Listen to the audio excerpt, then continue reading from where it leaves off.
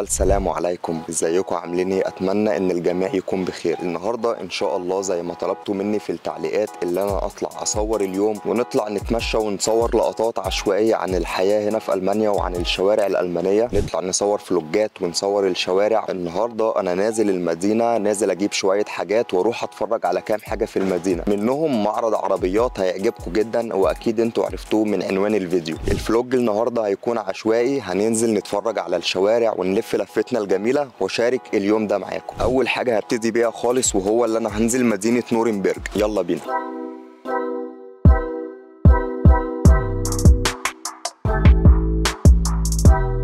ومتجه دلوقتي لمدينه نورنبرج،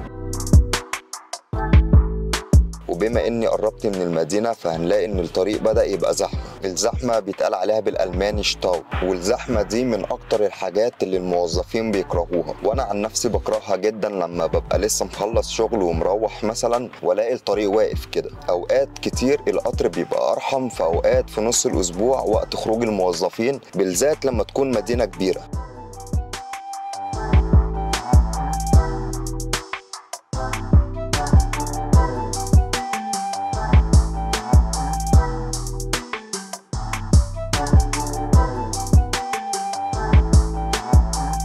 حاليا انا الحمد لله وصلت المدينه، بس هروح مطعم قريب هنا برضو في مدينه نورنبرج اجيب منه اكل. المطعم ده مطعم عراقي، الناس اللي شغاله فيه كلها بتعمل اكل زي الفل والناس كلها زي العسل. هروح اخطف لي سندوتش سريع ونكمل بقيه اليوم مع بعض. انا اول لما جيت كنت قالب الدنيا على محل عربي او مطعم عربي اجيب منه اكل وما كنتش لاقي. قعدت على الحال ده بتاع 6 شهور اول لما كنت لسه جديد هنا، لحد ما بدات بقى انزل الشوارع واتعرف على الاماكن كلها وعرفت المكان ده.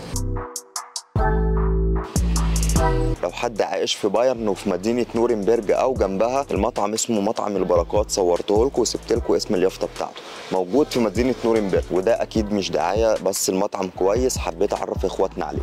دلوقتي انا وصلت قدام معرض لامبورجيني زي ما انتم ما شايفين، هاخدكم وهنخش نتفرج على العربيات اللي موجوده عندهم جوه. يلا بينا. دلوقتي انا موجود جوه المعرض، انا مش هعرف اتكلم بصوت عالي علشان المعرض في قمه الهدوء، بس هاخدكم وهوريكم دلوقتي العربيات اللي ورايا دي وهنتفرج عليها وهنعرف اسعارها ان شاء الله في الفيديو ده.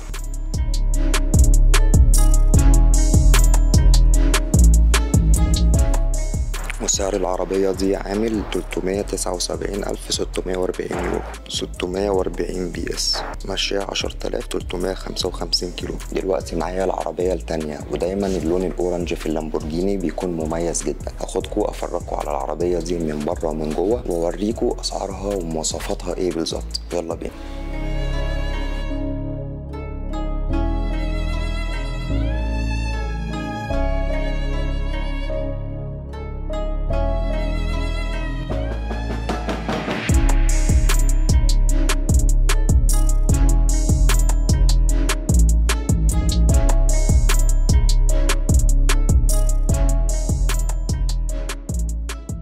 والعربية دي سعرها 245,610 يورو، 610 بي اس، سرعتها بتوصل ل 325 كيلو في الساعة، بتوصل من 0 ل 100 في 3 ثواني و4 جزء من الثانية، 7 غيارات، ماشية 18,240 كيلو. سيفاي هاند دي يعني الإيد التانية المالكة للعربية دي، يعني في 2 ملاك كانوا مالكين العربية دي قبل كده.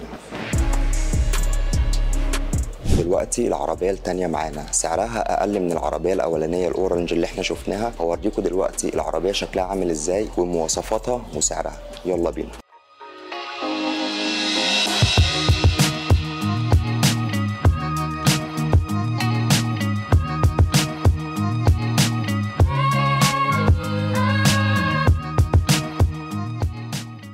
العربية دي سعرها 279,640 يورو، سرعتها بتوصل ل 325 كيلو في الساعة، بتوصل من 0 ل 100 كيلو في 2.9. كلمة واحد هاند دي يعني ملهاش غير مالك واحد بس، ماشية 36,820 كيلو. وده موديل العربية علشان لو حد حابب يبحث عن الموضوع ويشوف مواصفات أكتر عن العربية دي. دي العربية التالتة معانا، وبرضو التالتة في الترتيب من ناحية السعر. هفرجكم عليها وأوريكم مواصفاتها وسعرها كام بالظبط. بالظبط. يلا بينا. سعر العربيه دي 219,580 يورو، 580 بي اس، سرعتها بتوصل ل 325 كيلو في الساعه، توصل من 0 ل 100 في ثانيتين و9 من 10، 7 غيارات، ماشيه 19,000 كيلو، 590.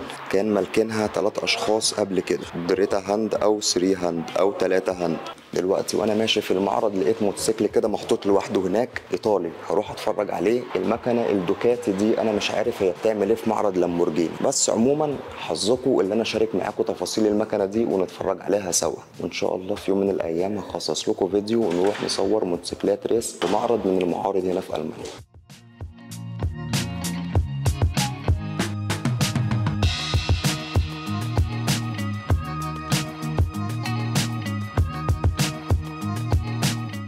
الموتوسيكل ده 155 بي اس، حاولت اشوف سعرها زي ما موجود، كل الاسعار لكل حاجه موجوده هنا، بس المكنه دي بالذات مش مكتوب عنها السعر، مكتوب بس اللي هي 155 بي اس، ومكتوب اللي هي هيجي منها اصدارات تاني قريب. كاوتش العربيه دي موجود هنا اهو.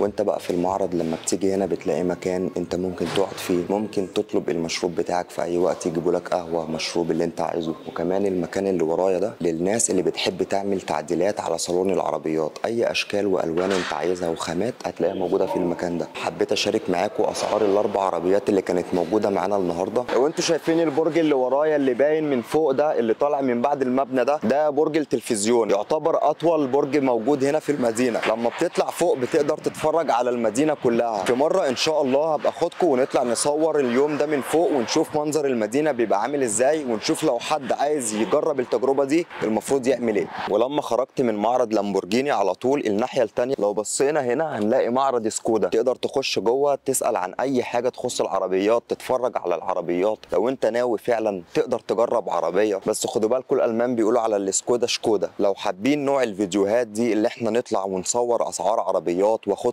كمان جوله معايا ونقضي اليوم مع بعض واوريكم لقطات عشوائيه، يا ريت تعرفوني ده تحت في التعليقات علشان احاول اعمل لكم فلوجات اكتر من كده، ننزل نصور عشوائي، ننزل نصور ازاي انا بقضي اليوم، ننزل نصور المدن والشوارع والكلام ده. هوريكم دلوقتي مبنى كبير جدا، المبنى اللي انتوا هتشوفوه دلوقتي ده عباره عن مغسله عربيات، بس شوفوا المبنى ضخم ما شاء الله وحجمه عامل ازاي. هوريه لكم دلوقتي انا داخل عليه. كل المكان اللي هناك ده عبارة عن مغسلة عربيات، مغسلة عربيات فقط لا غير، تابعة برضو للبنزيمة دي. وانا على الطريق دلوقتي لقيت ان الكاوتشات محتاجه تتزود، او اطارات العربيه محتاجه تتزود هواء، فهقف ازود الاطارات هواء وهوريكم الموضوع ده بيمشي ازاي. اللي انتوا هتشوفوه دلوقتي ده ممكن يكون بديهي بالنسبه لناس كتير، او لو حد عايش هنا في المانيا بقاله فتره وممكن تكون ناس كتير عارفاه، بس انا زي ما قلت لكم انا عايز اوريكم كل حاجه في اليوم هتمشي ازاي، وكمان حابب اشارك معاكم المعلومه دي، يمكن في حد لسه جاي جديد مش عنده المعلومه دي. دايما علشان تعرف اطارات العربيه عندك او كاوتش العربيه محتاج قد ايه بالظبط من الهواء، لازم تشوف الموضوع ده، ما تحطش عشوائي، يا بتلاقيه جنبك في الباب اللي جنبك، يا اما انا عندي في العربيه بيبقى موجود في التانك. لو فتحت التانك هتلاقي مكتوب هنا انت المفروض تحط قد ايه بالظبط في الكاوتش. يلا اوريكم الموضوع ده عملي علشان اي حد يبقى عنده المعلومه دي. هاجي دلوقتي عند جهاز اللوفت ده اللي هو الهواء يعني. اول حاجه خالص بالجهاز ده هقيس العجل، هشوف العجل محتاج يتزود ويتزود قد ايه بالظبط. بعد ما بوصل المنفاخ ده هنا ببص على الشاشه اللي هناك دي هلاقي مكتوب 1.5، انا المفروض احط في العربيه 2.5، تمام؟ يبقى انا كده المفروض هزود لحد ما يبان عندي في الشاشه 2.5. ده ايه اجهزه التصنت اللي انتوا جايين لي بيها دي؟ هعمل نفس العمليه دي على الاربع عجلات.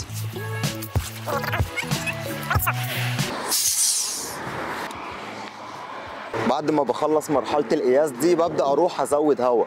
كده انا عرفت كل عجله محتاجه قد ايه بالظبط، اروح دلوقتي اعبي هواء على طول. دلوقتي هاجي عند مكنه اللوفت دي اللي هي مكنه الهواء زي ما قلنا، بس للاسف محتاجه مني 1 يورو، وانا مش معايا 1 يورو، معايا 50 سنت بس، ومعايا فلوس تانية ورق، فاخش المحطه جوه احاول اخد منهم 1 يورو. يلا بينا.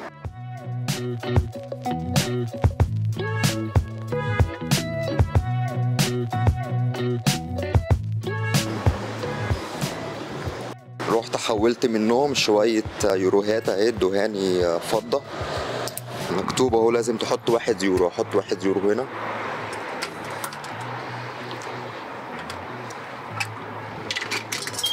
طالما عملت الصوت ده يعني كده المكنه جاهزه اللي انت تستخدمها. هبدا بقى هنا احدد له انا عايز اللي هو يزود لي العجل قد ايه بالظبط لحد ما توصل 2.5، وده اللي انا متعود احطه في عربيتي دايما. كل اللي انت محتاج تعمله انك توصل المنفاخ ده بالعجله وهو هيبدا ينفخ لوحده، وبعد ما يخلص هتلاقيه فصل لوحده واداك صوت. يلا نشوف الموضوع ده. طول ما الجهاز لسه شغال ما تشيلش ايدك. اول لما تسمع الصوت ده يعني كده الجهاز بيقول لك كده خلاص العجله دي اتملت تمام. نخش على اللي بعديها على طول.